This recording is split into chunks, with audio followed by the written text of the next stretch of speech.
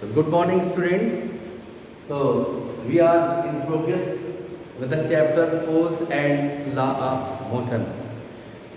पहली वीडियो में हम लोगों ने डिस्कस कर लिया है कि फोर्स क्या होता है। फिर से एक बार रिकॉल करते हैं। फोर्स आपने देखा, आपने क्लास 8 में पढ़ा होगा कि ये पुल है, पुश है, जो किसी बॉडी पे एक्ट होता है। It is only a pull or push acting over a body. अब थोड़ा सा अपग्रेड हो जाइए, आप क्लास 9 में पहुंच गए हैं। तो अब फोर्स की वो डेफिनेशन जो आपने पहले देखा कि अगर हम फोर्स को कोरिलेट करते हैं तो वो पुल और पुश तो है ही, लेकिन उसके साथ साथ बहुत सारे ऑब्जेक्ट उसके साथ जुड़ जाते हैं, बहुत सारे फैक्ट्स उसके साथ जुड़ते हैं। जैसे ही फैक्ट्स जुड़ते हैं तो आपको नए नए वर्ड्स भी मिलते जाते हैं। जैसे अभी आपको एक वर्ड मिलेगा इनर्शिया। इस वर्ड से अभी तक आप लोग परिचित नहीं थे। So just we are going to familiar with some new topics and some new words. So before going to inertia, just we have to discuss what is the Newton's first law of motion. क्योंकि force ultimately जब भी किसी object पे apply होता है तो उसकी position, उसका स्टेट चेंज होता है, either state of rest, either state of motion, uniform motion. Direction भी चेंज होता है फोर्स अप्लाई होने के बाद। अगर किसी ऑब्जेक्ट पे आप एक्सटर्नल फोर्स अप्लाई करते हैं तो थोड़ा सा अपग्रेड आपका होना क्या है, समझते हैं Newton's first law of motion में। क्या है Newton's first law of motion? Newton first law of motion ये कहता है कि कॉन्सेप्ट ही फोर्स का पूरा उसी में है कि कोई भी अगर ऑब्जेक्ट है वो रेस्ट में है, केस क्या बनता है, या तो रेस्ट में हो या तो यूनिफॉर्म मोशन में हो। कुछ भी आप काम करेंगे तो आप मूवमेंट में होंगे। जैसे just I am going to deliver a lecture before you, तो हमारी हम भी एक्शन में हैं, ये मूवमेंट है, ये मूवमेंट ही अल्टीमेटली मोशन है। तो स्टेट में चेंज करता है क्या ये force. What is the cause to change the state of a body? Ultimately this is a force. और फोर्स जब भी अप्लाई होगा किसी भी ऑब्जेक्ट पे तो दो चीज़ें होंगी, आप ध्यान दें। पहले मैं इसको न्यूटन फर्स्ट लॉ को आपको समझा देता हूँ। न्यूटन फर्स्ट लॉ ये कहता है कि किसी भी बॉडी की स्टेट में तब तक कोई चेंज नहीं होता है जब तक कोई उस पर एक्सटर्नल अनबैलेंस्ड फोर्स अप्लाई ना हो। मतलब क्या हुआ? A body remains in the rest are in uniform motion until unless an external and unbalanced force is applied on it. होता क्या है, अब सपोज करिए कि just I am holding this chalk. अब इस चाक की स्टेट को हमें चेंज करना है। अगर just I want to throw this chalk, क्या करना होगा? तो मंत्र पढ़ने से नहीं जाएगा, आपको क्या करना होगा? Just you have to apply a force to throw this chalk. तो इस ऑब्जेक्ट पे जैसे ही आप फोर्स अप्लाई करेंगे तो इसका स्टेट चेंज हो जाएगा। अभी हमने होल्ड किया, this is the rest position of chalk, और अगर हमने थ्रो किया तो इसका मतलब ये स्टेट चेंज हो रहा है। अभी ये रेस्ट पोजीशन में, अब हम कहें इसकी शेप को भी चेंज किया जा सकता है। वो कॉज है फोर्स की, इसकी हम शेप चेंज करें, इसको ऐसे ब्रेक कर सकते हैं। तो जो भी स्टेट है, आपको दिमाग में क्या रखना है कि स्टेट चेंज होता है, either it is state of rest or uniform motion. So this is the first law, और इसी पे बेस्ड है आगे inertia। तो आप फिर से एक बार सुन लें, what is the first law of motion? A body remains in the rest or in uniform motion in a straight line unless an external and unbalanced force। अब यहाँ दो चीजें ध्यान में रखिए। एक तो आपको अनबैलेंस्ड फोर्स और एक्सटर्नल का मतलब अल्टीमेटली इसमें फोर्स जो है, what type of force it doesn't matter, लेकिन आपको एक्सटर्नल फोर्स अप्लाई करना है अगर इसकी स्टेट को चेंज करना है, और वो अनबैलेंस्ड होना चाहिए।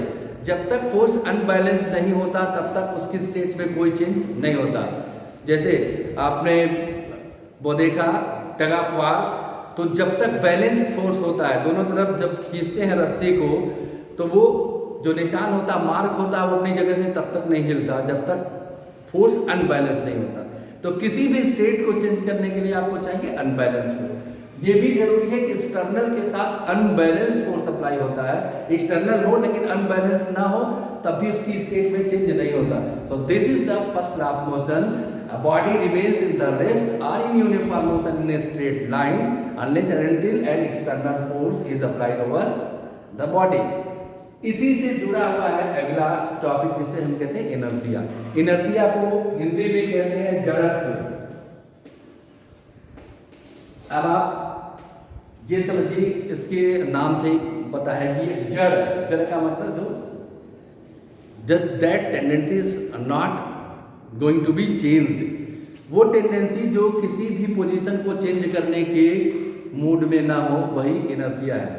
जैसे आप सो रहे हैं, आराम फरमा रहे हैं, तो आप उसी अवस्था में बना रहने चाहेंगे, आपको कोई डिस्टर्ब ना करे, तो ये आपकी रिजिडिटी ही आपका इनर्शिया है। ये क्या है? It is a property. Ultimately ये क्या है? टेंडेंसी है, ये प्रॉपर्टी है किसी भी ऑब्जेक्ट की। It is the property of body due to which it resist a change in a state of rest और यूनिफॉर्म मोशन।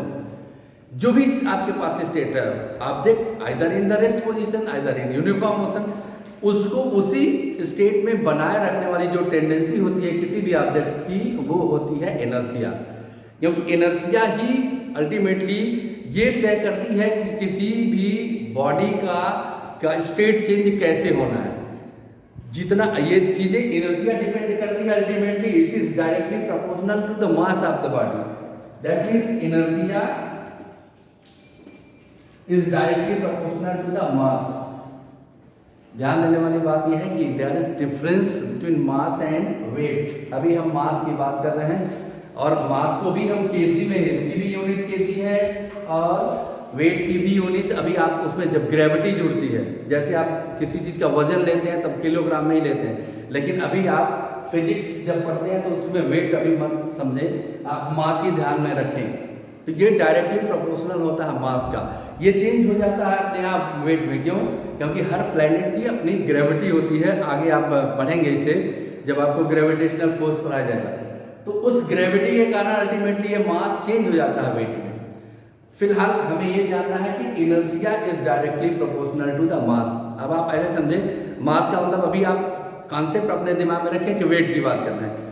जितना किसी के पास ज़्यादा मास होगा उतना ही वो इनर्शिया उसमें होगी, डायरेक्टली प्रोपोर्शनल। जैसे आप अगर 5 kg का कोई ऑब्जेक्ट है, उसे आप सपोज करिए उठाने जा रहे हैं, just you are going to lift this object of 5 kg mass, वो क्या होगा? इजिली आप उठा सकते हैं।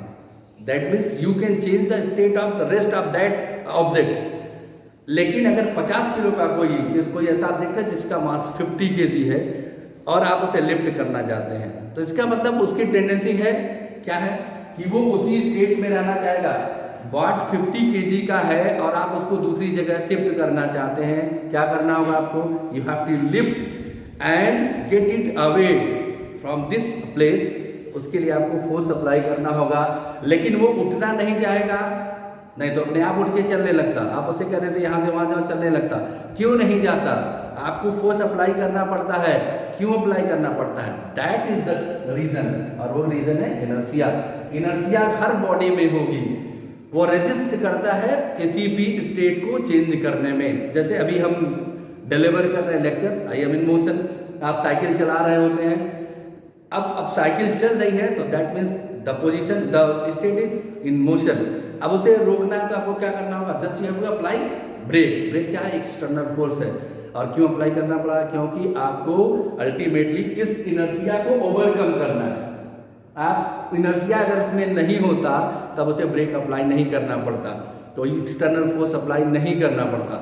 तो अल्टीमेटली ये वो प्रॉपर्टी है किसी भी ऑब्जेक्ट की जो उसके स्टेट को चेंज करने के लिए रेजिस्ट करती है, उसका प्रतिरोध करती है, उसका विरोध करती है। तो क्या कहेंगे इनर्शिया को?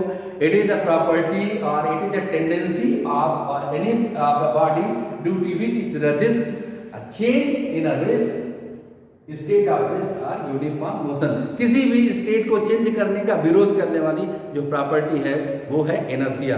तो आपने देखा कि कैसे कोरिलेट होता है न्यूटन फर्स्ट लॉ इनर्शिया से, क्योंकि आगे अब आप जब सेकेंड लॉ पढ़ेंगे, न्यूटन सेकेंड लॉ, तो ये सारी चीज़ें आपको यूज करनी पड़ेंगी। तो just please again I would like to remind you, just recall all these topics sent to you.